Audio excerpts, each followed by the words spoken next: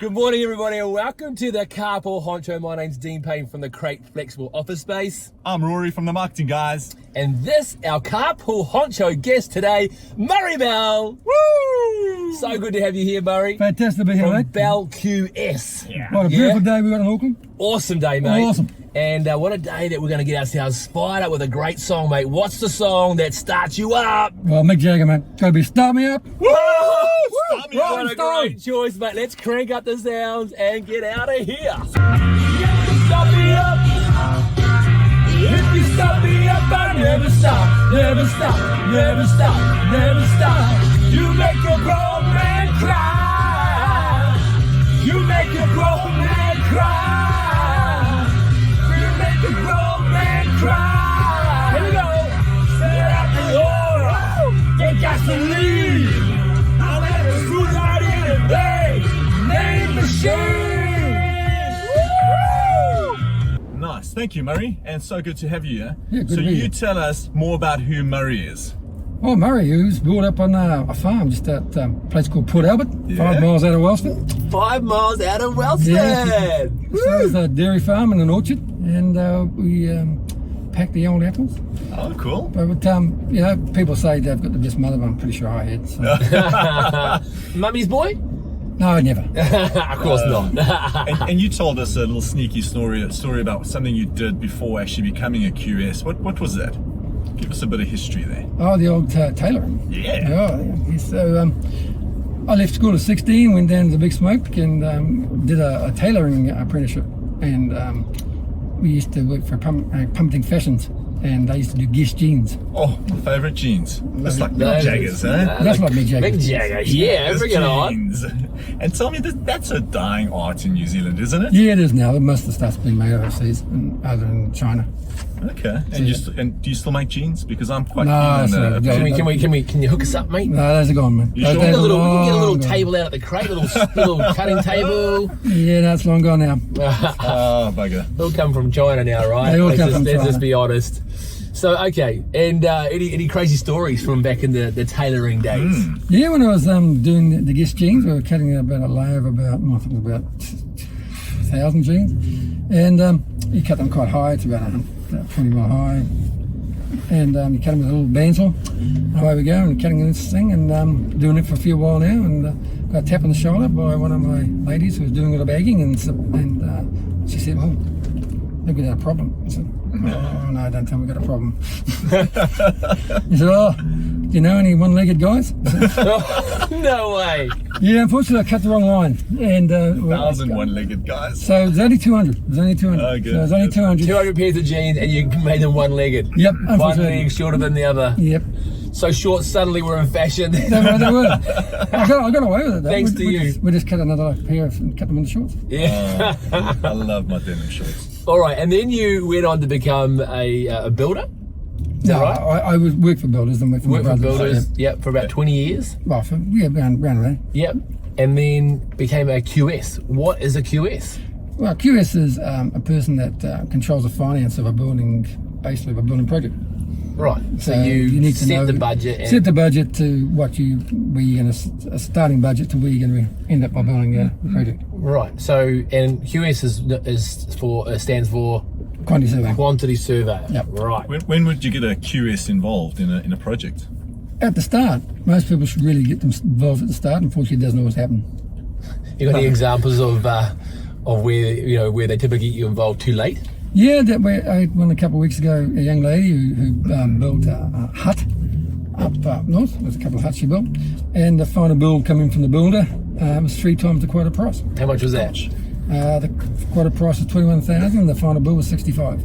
So she was quoted 21k. It comes in at 65k. Yep. I mean, building projects are notorious for this, right? They're always going over budget and getting, Exactly. you know, and you go to the bank and get a mortgage half the time, and suddenly now you got to try and find another 50, 100, 200 grand. Yeah. So here's an example of a project that's gone 3 times the price, and it's even a small project. It's a small How project. can it go wrong, mate? Like, Well, that's the thing. So she got me involved, and we had a meeting with the builder, and we went through all the invoices and found out there's quite a few double ups, and we decided we weren't going to pay the last payment, even though he claimed it under the CCA Act, but we managed to get it in time. We managed to write him a letter saying that he wasn't going to get paid at the correct format, and we negotiated a return on her money for the second payment that she paid over Christmas.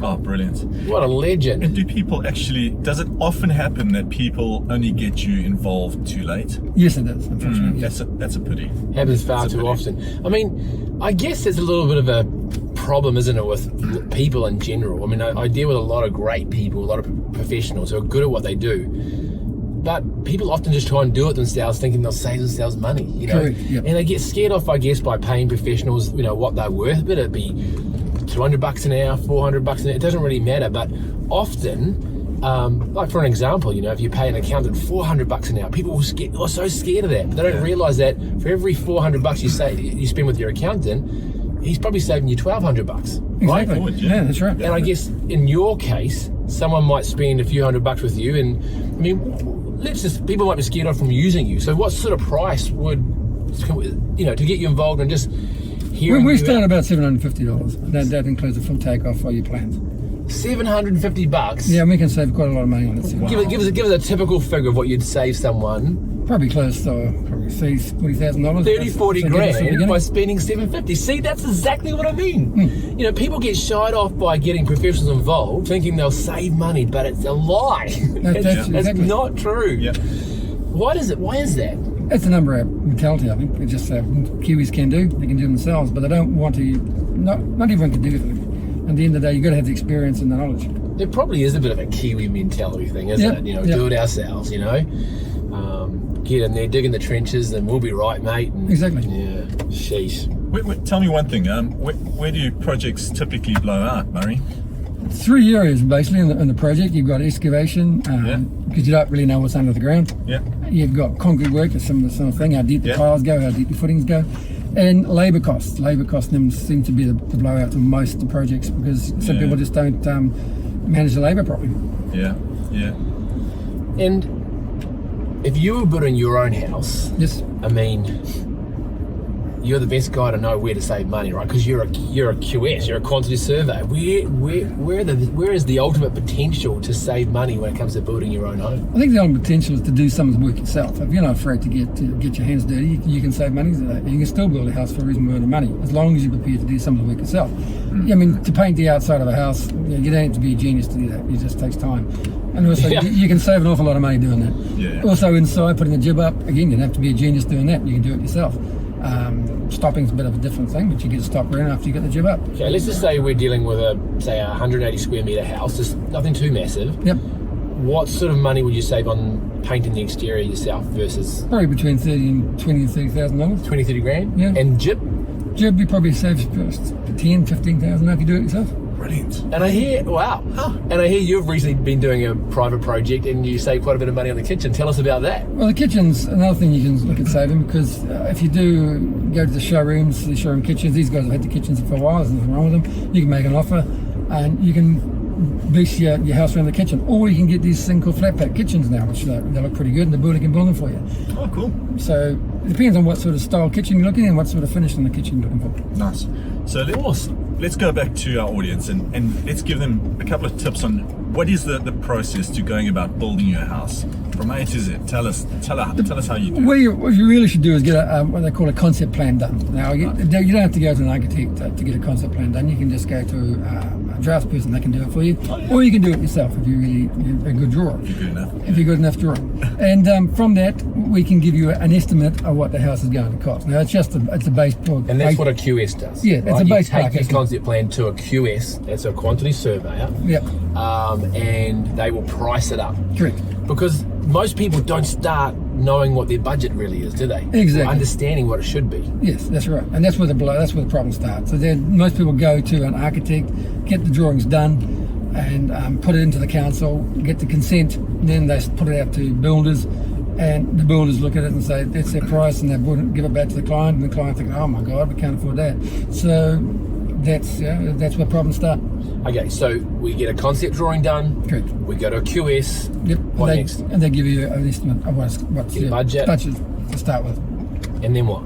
And then once you're happy with the budget, then you employ your architect. Yep. Sure, architecture is a good place to start. Yeah, absolutely. And employ them. They will do the drawings for you. And before you take the drawings to the council, go and sit down with the architect. Make sure you're happy with what's in the drawings. Because once you've got it into council, that's what you're going to end up by building. And any changes will cost you money. So if a typical layman like myself hasn't done much building in my life, if I point a QS in the beginning, would you be able to guide me on the correct steps going forward? Yes, we could. And you would be my consultant. Exactly. Yeah. Yep. Oh, yeah, good. Yep, exactly. That's really good.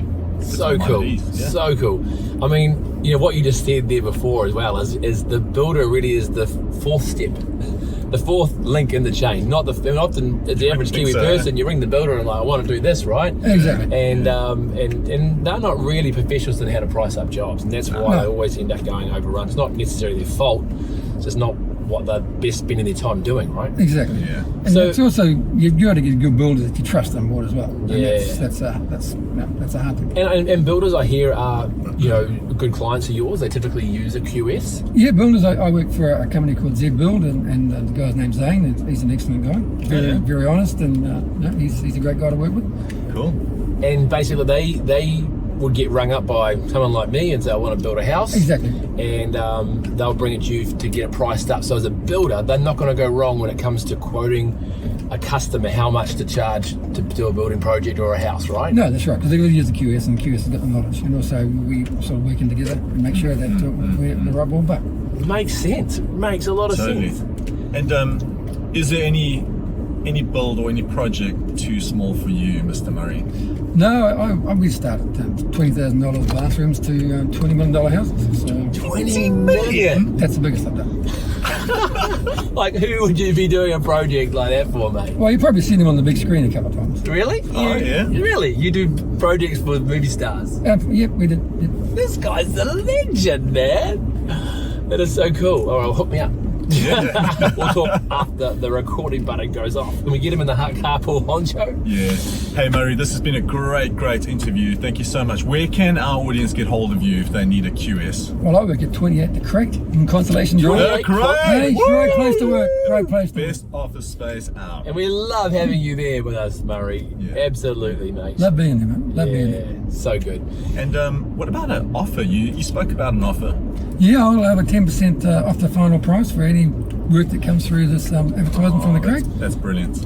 All right, guys, if you want to get hold of Murray and get involved with your building project, use his contact details in this post that's here, and he'll give you 10% off his fee. That is absolutely legendary. Amazing. So been so good to have you with us here today, Murray. Been awesome to be here. Legend, Oh, mate. Thank you so much. So quick thanks to our sponsors, to Flexible Office Space, the Crate. Woo! And the marketing guys. Yeah. Hey guys, I got to butt in. These guys here are the brains behind the Carpool Honcho. Like, these guys know what they're doing when it comes to doing quirky marketing that works. So please, guys, if you want to get someone on board to help you market and lift the profile of your company, talk to the marketing guys, Rory. And who else is supporting this amazing show? Business with locals. Yeah. Yes. And then we got these amazing guys that supplied these 4 wheels for us. Toyota. Thanks for the Highlander guys. It's such a great drive. What do you reckon, Murray? Oh, it's awesome, isn't it? Yeah? Beautiful. What's the best part about the Good car? leg room. Good leg room. Good leg There we room. go. Tall Tall guy like you. 6 foot. Yep, that's 6'4", mate. Wow. 6'4". Wow. It's a giant of a man. Spread out the oil. The gasoline. Come for a ride in my mean machine. See you later, guys. Thank you so much. Stop me up. If you stop me up, I'll never stop. Stop me up. If you stop me up, I'll never stop.